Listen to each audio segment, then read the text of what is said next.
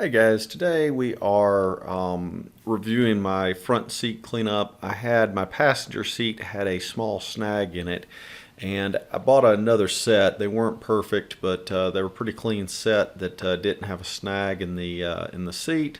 And so went ahead and bought a spare set and was just going to replace the bottom cushion of my passenger seat. And oddly enough, when I got looking at it, the bolster, the upper side bolster on my driver's side was a lot more worn than I had remembered. Probably wasn't unexpected when I bought the car, all things considered. But this one had a significantly better driver's side bolster.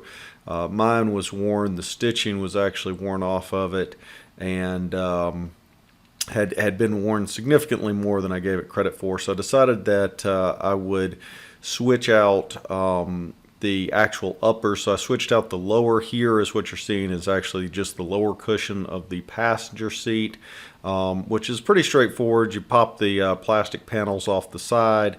The back adjustment's probably the hardest thing to get off. You don't want to break that clip, and then it's basically just 4 bolts and 4 bolts back in.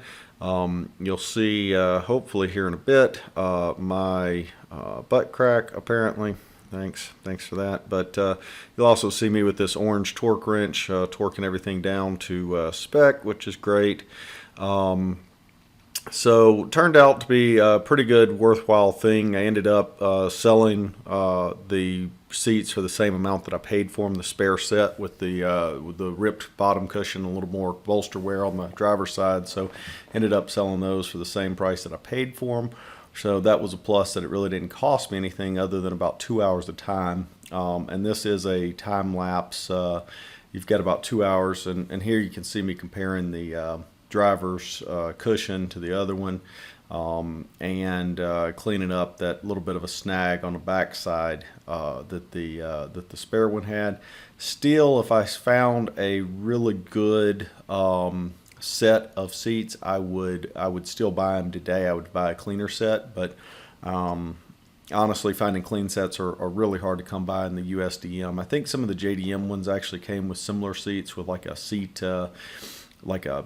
seat back, little pouch that was on the seat back, so to speak.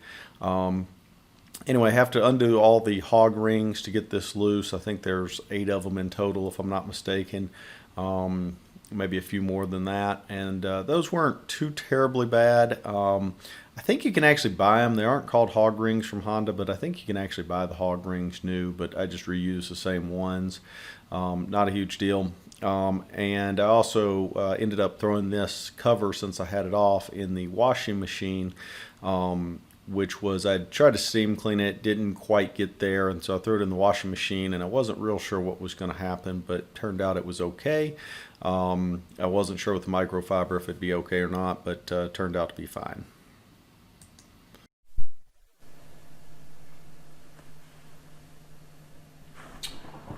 So, for the record, to remove your headrest pin, there's actually a little clip on the very bottom. Probably stick out on the film pretty well because it's broken. But there was a little pin right there, and I forced it past it. And then there's a little notch on the bottom that it would normally hook into, and then it exposes the screw. The springs seem to be attached, so the springs don't seem like they're going to fall out, which is nice. And then I assume once we remove the screw, I bet it still has the catches on the bottom side that I've got to release as well, but we'll see about that. So pull the screw out, and then it showed it pulling straight up, but again, I think there's the little release clips in here that you're going to have to press up and down on to get it to actually push through, but that may not be the case. It may just be that you need a large screwdriver. So we'll give that a shot. Again, I can tell it's definitely binding on one of these things, and it's feels like it's probably that one. And yeah, it does have, assuming that I can,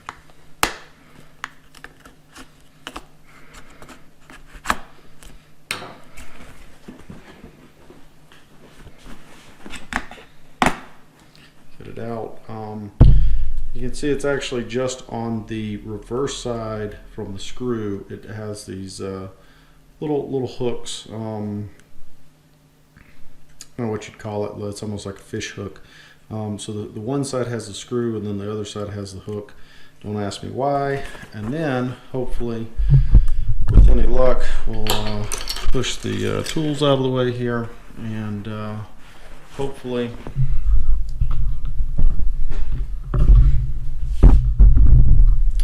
and then from there we can simply pull the cushion out, and then we've got our cushion as well as the overall seat cover here.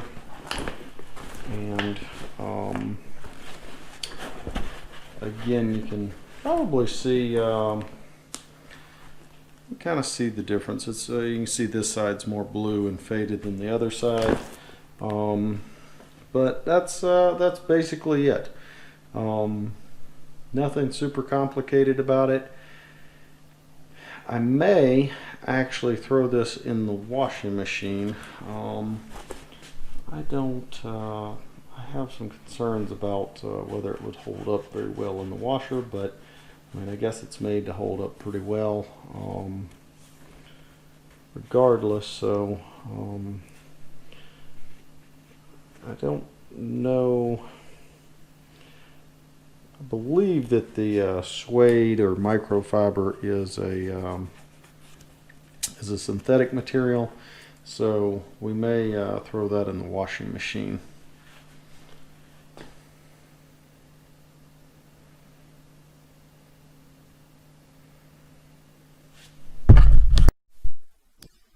So I did wash the cover. Came out pretty well.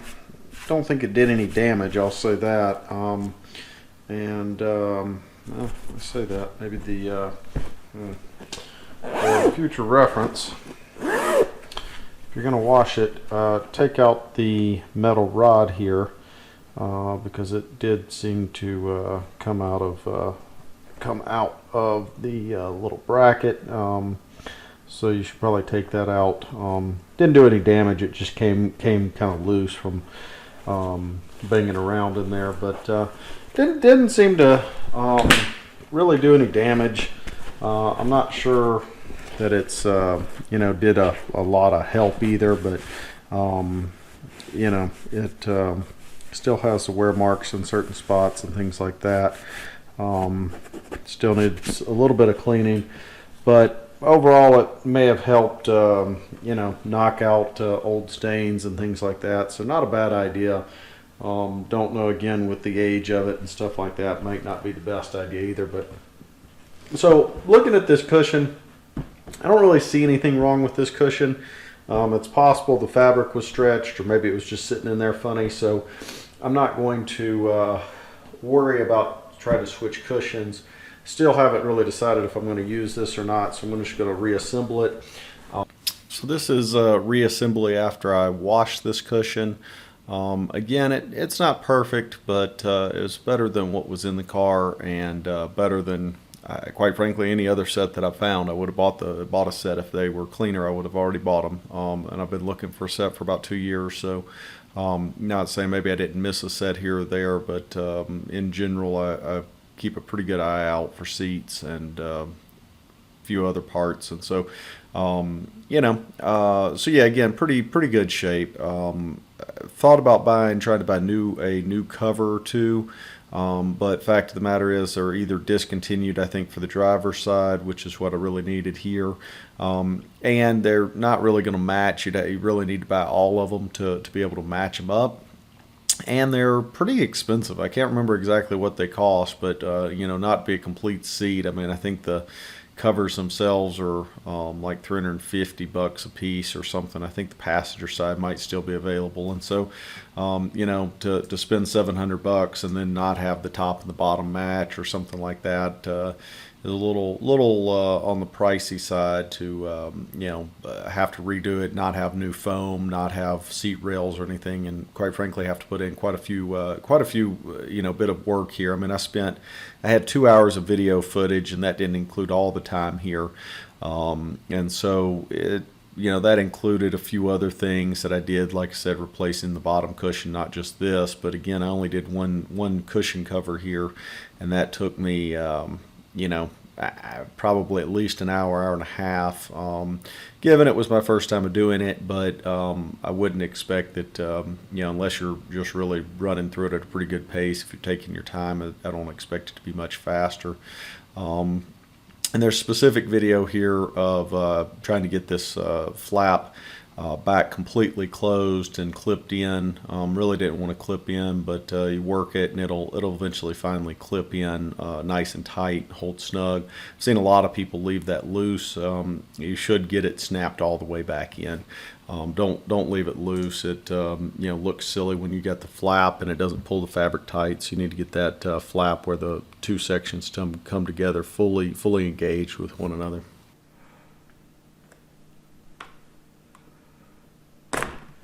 Okay. So one screwdriver underneath and then another one kind of pressing it out. Worked pretty well. Then again, same process. Remove this screw, and then you'll have to come in from the back side when we're taking it out.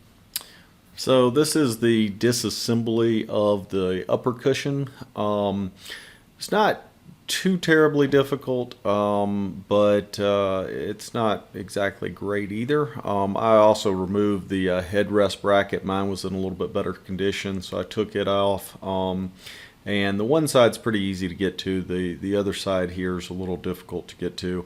But you can do it if you just pull the cover loose, and then you can pull the foam back so that you can access both brackets.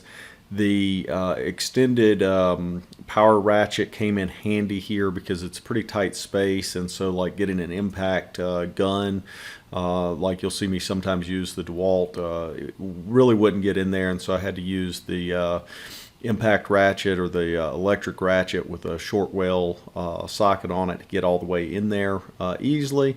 Reassembly was probably a little bit worse just because the brackets want to move around on you, but you can get it. I think it has a bolt, nut and bolt on one side of it.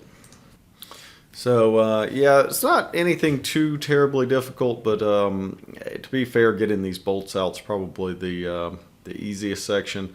I think you just heard me talk about a little while back about getting those two flaps all the way together.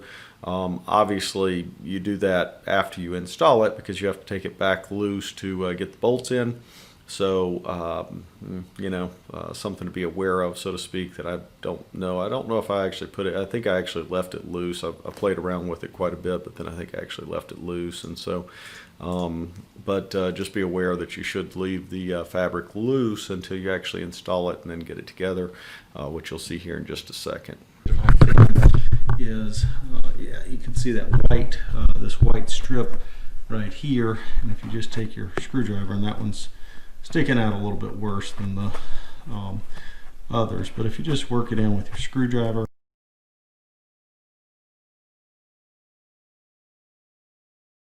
it's no longer there.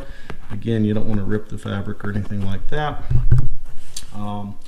And then you want to poke. Again, you can see this piece was pulled out. You want to tuck that in, obviously, all the way around.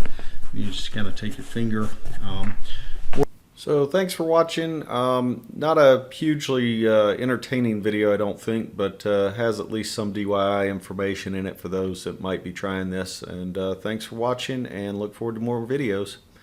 Hey guys, hope you enjoy watching the restoration of the rusty Barnacle, Integra Type R 98111. Please subscribe and keep looking for updates. Thanks.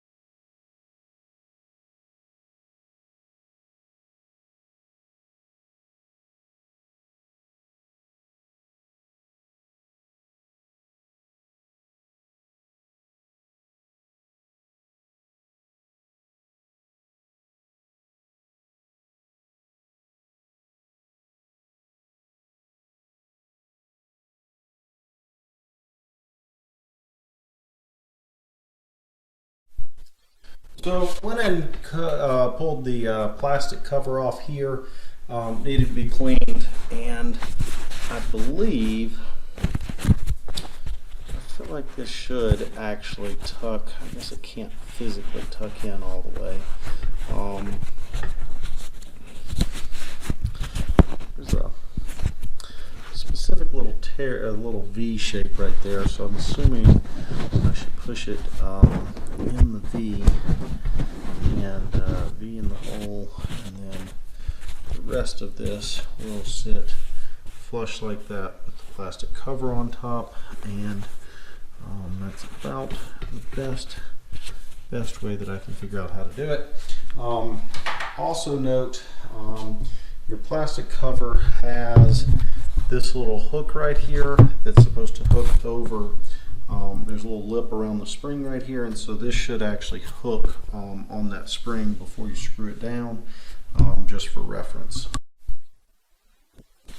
And so again, start something like right in there, and should be able to get that hook on, and you can feel the hook if you pick up right, you know, if you pick up, it won't allow you to pick it up even without any screws on. If you get it in this hook, you can pick up on it and it won't actually release on you. And then we are ready to put in a couple of screws. In this particular case, I'm going to choose the best 2 screws, since this is the outside that could technically be seen with the door open. I think it sits a little, maybe a little too low to be seen with the door open, but you know, why not put the bad screws on the inside rail. Good there. And then drop this guy in.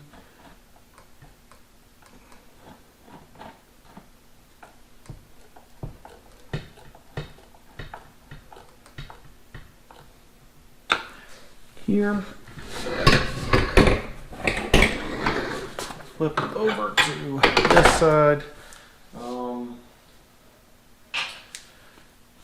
and again, since I'm here,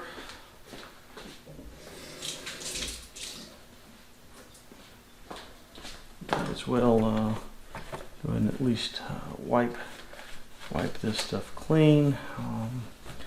And I'm not too particular about it. We'll deal with that later, as well as cleaning the rest of it. And now I'm ready to put this cover back on, which I'm gonna feed this little guy right like that, and then my cover goes just like so.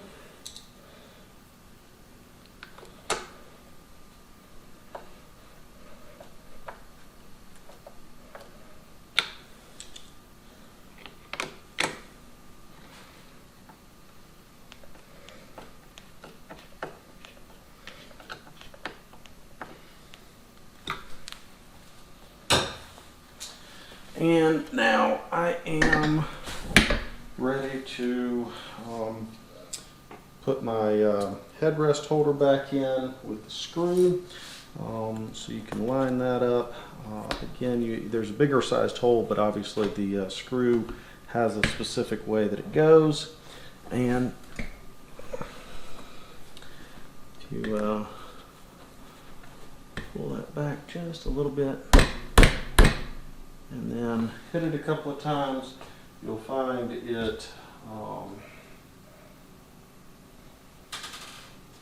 you'll see that it's flush. The plastic piece is flush with where the screw goes. And obviously if you had the seat uncovered like we did earlier, you could also feel to make sure that those bottom clips engaged. But I feel pretty confident that they did. So this is a machine thread screw, so it's got a lot of threads on it. I'm not sure why they made it quite as long as they did, but so be it.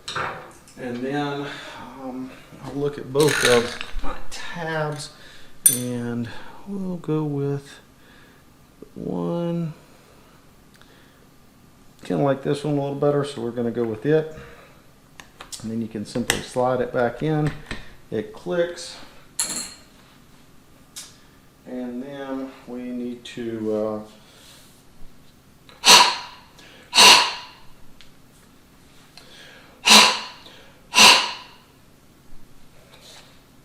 air dry out just a second longer. We'll go ahead and put our headrest back in here and get that going.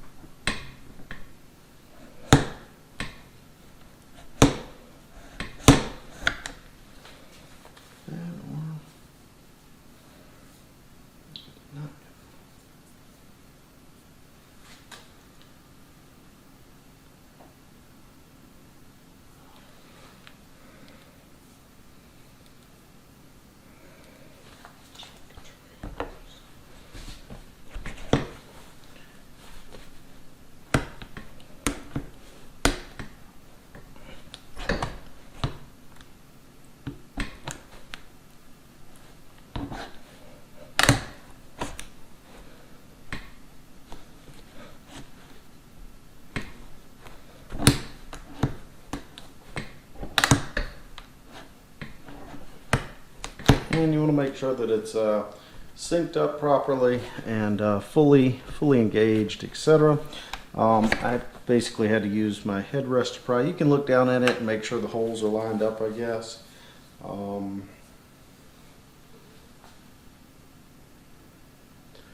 this case, mine still need to go back just a little bit, just for smoother operation.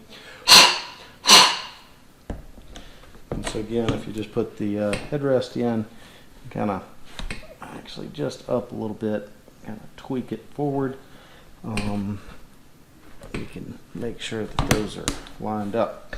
And then you're good to go.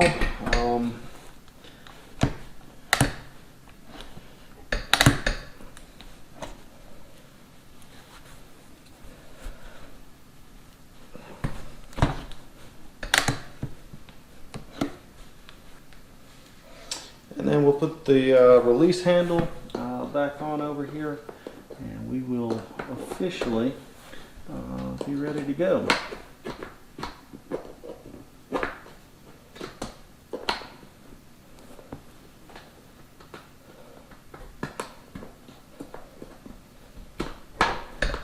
Okay.